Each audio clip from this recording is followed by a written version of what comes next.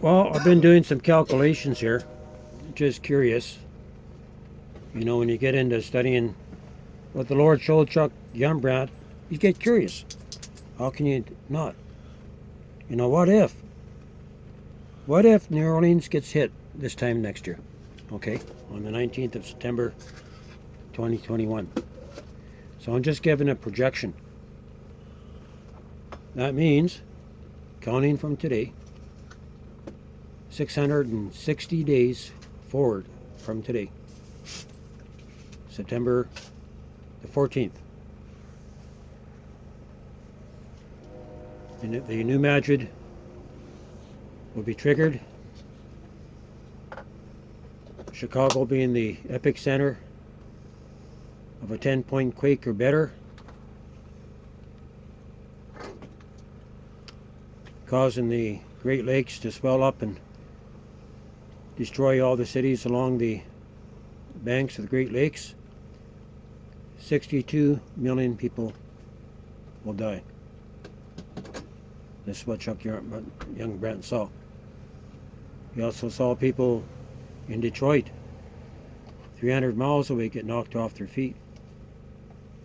And I believe this is a time that the vision that God gave me about the 7 open visions, He took me into the future and showed me the final warning and destruction of Vancouver, and I saw 3 million people die.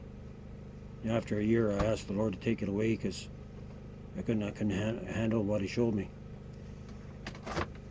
The earthquake on the west coast will trigger the new Madrid about a month before, and also at the same time there's going to be an asteroid that's going to hit Puerto Rico that another brother saw that's going to hit the trench, and it's going to cause a split that's going to go up the Mississippi all the way to Hudson Bay. So when we divide Israel, this will happen. Jerusalem. 660 days from today, if New Orleans gets hit next year, this time next year. Go 666 days forward, and then you count 30 days from then. What this brother saw, he saw the angels go into the cities and gather in the Christians and take them to the places of refuge. 7 days later, Russia and China are going to push the buttons. And a lot of cities are going to be nuked. This is not the 4 cities that be nuked a year in the same time frame as when New Orleans gets hit, but this will be full global thermonuclear war upon America. Dmitry Duduman, he saw this. A lot of people saw American being hit. David Terrell saw this. And, you know, we have to come to face the truth. Judgment's coming on America because the churches have allowed darkness to come in. Have allowed sin to rise up within the church. All these prosperity teachers and things like that. America's going to go into judgment. God's going to clean His house. And His judgment's coming, and we're going to be here to see this judgment coming. And the scriptures make it plain that the righteous will be standing on the ashes of the wicked. God's going to cleanse America, but there's going to be a price to pay. But just looking at the signs, if New Orleans gets hit next year, then you better prepare your hearts for war. You better prepare your hearts for both the Navy and the Army not being able to fight off the Russians and Chinese when they come, because they will lose. Jesus. That now God has given America over to the hands of her enemies, but at the end of it, after the war and after the 7 years occupation, the Spirit of Jesus is going to rise up in a small group of people, and they're going to drive the Russians out, the Chinese out, the Japanese out. They're going to run. The fear of God's going to come on people, and people are going to run. That's what happened in 1973, what the Lord showed Chuck Youngbrant. One lone tank took out 8,000 tanks. One broken tank from the Israeli army. And he saw God take his hand like this, put it into a fist, and God hammered that tank division. So when the tank commander in this one lone tank, when he got up the next morning, he saw all these tanks on fire. Everybody ran and they left. So God's going to rise up and fight for his people in the end. Well, we're going to have to prepare to go through and learn to endure.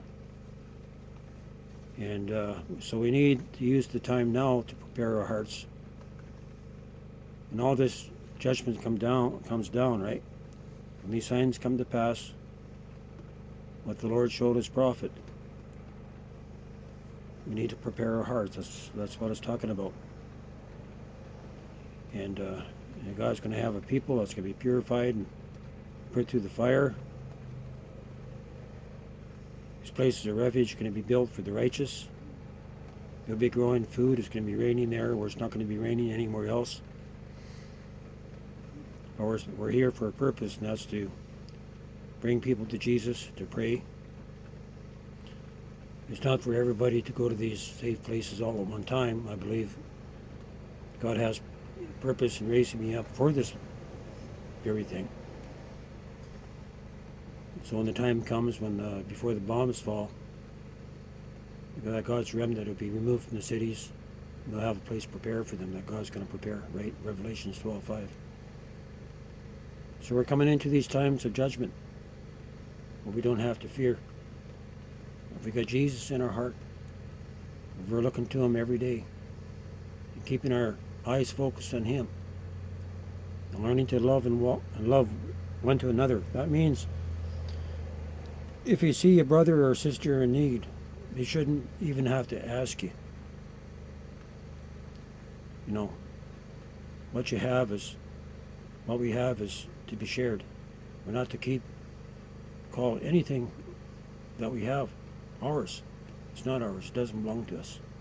It belongs to Jesus. And times that we're coming into, we're going to be learning this. Because you're going to be sharing what you have. It doesn't matter what it is. And God's going to make up the difference. You know, war is coming to America. Judgment is coming to Canada also. And we're going to be here to see it. But are you ready? Are you watching and are you praying? Are you reading the Word? Are you talking to Jesus? Are you getting to know his voice? Right. Because our faith will be tested and tried. So while we have time, we need to prepare our hearts to read our Word and to pray. And the ministers that God calls, they have an obligation to at least 3-4 hours a day, you know. Not everybody's called to that. So if you're a minister out there, you need to be spending more time with God than you are with your congregation. That's what the Lord showed me right now. We're supposed to be spending always to keep our eyes on the Lord. But we need to feed our soul, right? We need that Word, the Word of God, to become alive in us, to change us, to transform us into a new created order. But Jesus is coming back, but in a way that the church doesn't understand. It's at hand. I'm going to end it here.